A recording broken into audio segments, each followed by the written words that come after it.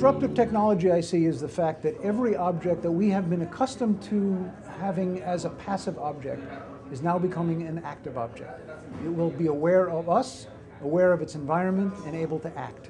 So our model of how the world works is going to begin to break down.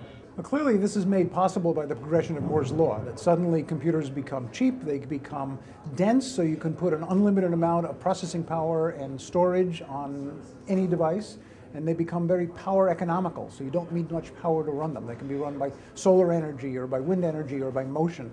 So it doesn't really require a battery or a power cord to run something with a computer. All it requires is some activity that will power that device. So there's no limit to the objects that can be made intelligent with this technology. That wasn't the case before. 40 years ago, computers filled a room. 10 years ago, they sat on top of your desk. 2 years ago, they sat in your pocket. Tomorrow and now, they will be part of everything. They'll be part of our clothes, they'll be part of our eyeglasses, they'll be part of every man-made, manufactured object. Every one will suddenly have a computer and be intelligent and communicate with us and each other. There are actually three components to this. One is the sensing of things in the real world. The second is computation, of trying to make sense of that information, be it visual or auditory or tactile or whatever. And the third is communication, being able to communicate to others of its kind in a kind of force field, and to be able to ultimately communicate to us and inform us or warn us or help us or get instruction from us about what to do. So it's a combination of sensing, processing, and communication. There are lots of ways that this is going to affect our life, hopefully for the better.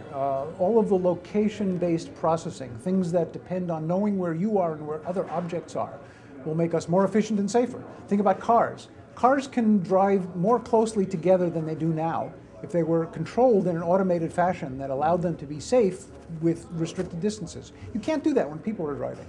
Even when people are driving, the ability for cars to sense when the driver is acting in an unsafe manner will make us safer, make us beneficial. But that requires sensing, it requires communications, and it requires computation, all of that working in concert. There are negative aspects as well. One of them, obviously, is privacy. As all of these devices that we interact with communicate with each other and remember everything that they do and we do, privacy is almost impossible. Somebody once said, there's no privacy on the internet, get over it. And that may be true. But as the internet becomes part of the world, there may be no privacy in the world, and we may have to get over it. It's a real problem because everything we do that is connected to a computer, which is everything we do pretty soon, is going to be known by objects. And if they're known by objects, they can be known by people. Well, the obvious ones are things that are relatively smart right now. Washing machines, refrigerators, automobiles. Automobiles will start to drive themselves. Refrigerators will start to order food so that they can restock themselves. Washing machines will do all of their activities automatically.